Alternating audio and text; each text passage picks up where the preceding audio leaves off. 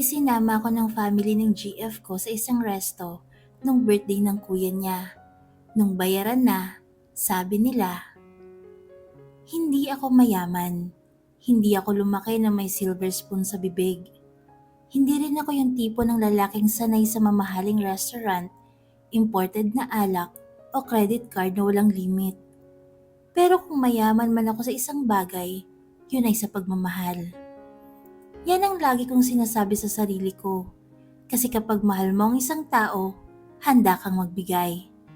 Hindi lang oras, hindi lang effort, kundi pati kung anong meron ka.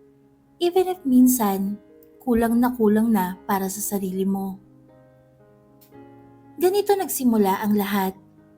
Magdadalawang buwan pa lang kami noon ng girlfriend ko. Bago pa lang, sariwa pa. Yung tipong kilig pa sa simpleng kumain ka na ba? At ingat kapag uwi. Hindi pa man kami nagtatagal, ramdam ko na agad na seryoso ako sa kanya. Siya yung tipo ng babae na kapag ngumiti, parang nawawala yung pagod mo. Kapag kausap mo, parang gusto mo siyang alagaan, pasayahin, iparamdam na espesyal siya. Second monthsary namin noon. Nag-date kami sa isang restaurant na para sa akin medyo mabigat sa bulsa. Hindi ko na babanggitin ang pangalan, pero alam niyo yung mga restaurant na pagtingin mo pa lang sa menu, mapapaisip ka na agad kung ilang araw kang mag-overtime para mabawi yung gastos. Habang nag-order kami, nakangiti siya tapos bigla niyang sinabi, "You know the drill." Napangiti rin ako. Kasi alam ko na agad ang ibig niyang sabihin. Ako ang magbabayad. Hindi naman niya sinabi ng direkta. Hindi naman siya nag-demand. Pero naging parang inside joke na namin yun. Kapag sinabi niyang, "You know the drill," automatic na ako na yung titingin sa bill, ako na yung maglalabas ng wallet. Sa una, okay lang. Masarap sa pakiramdam na napapasaya mo yung taong mahal mo. Masarap sa ego na kaya mong ilibre ang girlfriend mo. Kahit minsan, ramdam mo na medyo masakit sa bulsa. Pero dahil mahal mo, titiisin mo. Habang tumatagal, naging normal na yun sa amin. Every date, every kain sa labas, kahit simpleng kape. Kapag sinabi niya yung magic words, alam ko na. Hindi na ako nagreklamo. Hindi na ako nag-iisip. Basta, magbabayad ako. Isang araw, in-invite niya ako sa group chat ng family nila. Sabi niya, "Love, part ka na ng family namin." Siyempre, kinilig ako. Sino ba naman ang hindi? Para sa akin, malaking bagay yun. Ibig sabihin, tinatanggap niya ako. Pinapakilala niya ako sa mundo niya. Nandun yung mama niya, papa niya, mga kapatid niya, pati mga pinsan. Sa isip ko, wow, seryoso talaga siya sa akin. Doon na nagsimulang magbago ang lahat. May isang araw na nagtanong yung kuya ng girlfriend ko sa group chat. Birthday daw niya at gusto daw niyang mag-celebrate kasama ang buong pamilya. Tinanong niya kung saan daw may magandang kainan. Bigla akong natag. "Bro, ikaw pala. Mukhang marami na kayong napuntahan ng kapatid ko ah. May masasuggest ka bang place?" Napakamot ako sa ulo. Hindi ako expert pero dahil nga lagi kaming lumalabas ng girlfriend ko, may konti na rin akong alam. Gusto ko ring magpabida konti. Ayokong magmukhang walang alam. Kaya nagsuggest ako ng isang restaurant na, oo, medyo mahal, pero maganda, masarap ang pagkain, at perfect para sa celebration. Tapos tinanong niya pa, "Anong oras kaya maganda?" E di ako na naman, si Pabibo. Suggest ko, dinner, mga bandang 6 p.m. para sakto, hindi pa masyadong late.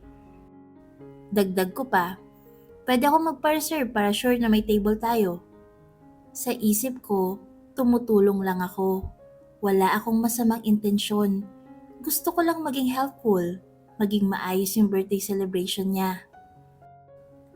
Ako yung nagpa-reserve. Ako yung nag-follow up sa restaurant. Ako yung nag-asikaso ng details. Dumating yung araw ng birthday. Maaga akong umalis sa bahay. Commute lang ako. Jeep, lakad, pawis. Pagdating ko sa venue, basang-basa na ng pawis yung likod ng polo ko. Habang hinihintay ko sila, dumating sila, isa-isa, nakakotse. Maayos ang bihis, parang galing photoshoot. Wala naman akong sinabi, hindi ako naiinggit. Sabi ko nga, hindi ako mayaman. Sanay na ako. Masaya yung dinner, tawanan, kwentuhan, picture-picture. May mga pagkain na hindi ko pa natitikman sa buong buhay ko.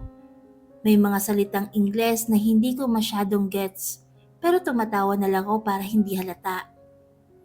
Habang kumakain kami, ramdam ko na parang outsider pa rin ako. Kasama pero hindi talaga kabilang. Pero okay lang, tiniis ko. Birthday naman yun, ayokong maging KJ. Hanggang dumating yung pinakaayokong parte ng lahat. Yung bill. Lumapit yung waiter. Inabot sa akin yung bill. Sa akin. Akala ko nagkamali lang. Kinuha ko yung bill tapos inabot ko sa kuya ng girlfriend ko. Sabay sabi ng mahinahon, "Kuya, ito na po yung bill." Ngumiti siya. Tapos sinabi niya yung salitang hinding-hindi ko makakalimutan. "Bro, you know the drill." Parang may tumigil sa mundo ko. Parang may sumabog sa dibdib ko. Paano niya nalaman yun? Napatingin ako sa girlfriend ko. Hindi siya makatingin sa akin.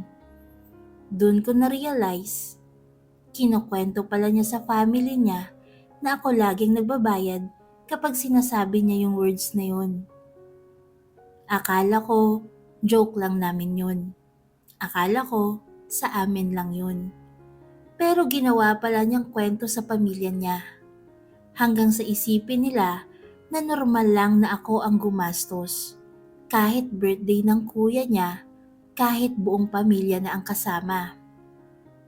Gusto kong magsalita, gusto kong tumanggi, gusto kong sabihin na wala akong ganong pera. Pero lahat sila nakatingin sa akin. Yung tingin na parang inaasahan, parang obligasyon ko na. May nagsabi pa, ikaw naman nagsuggest ng place eh. Tsaka ikaw nagsabi ng oras, parang ikaw na rin nag-invite sa amin. Doon ko naintindihan lahat. Plano pala yun. Kunwari, tatanungin ako. Kunwari, makikinig sa suggestion ko. Tapos kapag ako na yung nagsuggest, lalabas na ako ang nag-imbita para ako rin ang magbayad. Hindi na ako nakapagsalita. Nilunok ko na lang lahat ng pride ko. Tumayo ako, nagpaalam saglit at lumabas. Tinawagan ko ang office mate ko. Nangutang ako. Hindi ko na inisip kung paano ko babayaran. Ang nasa isip ko lang, ayokong mapahiya. Ayokong magmukhang walang kwenta. Ayokong mapahiya sa harap ng pamilya ng girlfriend ko. 15,000. Para sa iba, maliit na yon. Para sa akin, kalahati na ng sweldo ko yon. Pagbalik ko sa loob, binayaran ko yung bill. Wala ni isang nagsabi ng salamat. Wala ni isang nagtanong kung okay lang ba ako. Pag uwi ko, mag-isa akong umiyak. Doon ko naisip, minahal ba talaga ako ng girlfriend ko? O minahal lang niya yung kaya kong ibigay? Masakit pala maging mahirap sa pamilyang akala ka. Masakit pala kapag ang tingin nila sa'yo, walking wallet lang. Mas masakit pala kapag ang pagmamahal mo, sinamantala. Hanggang ngayon, dala-dala ko pa rin yung bigat ng gabing yun. Hindi dahil sa pera, kundi dahil sa tanong na hanggang ngayon wala pa ring sagot. Ako ba ay minahal o ginamit lang?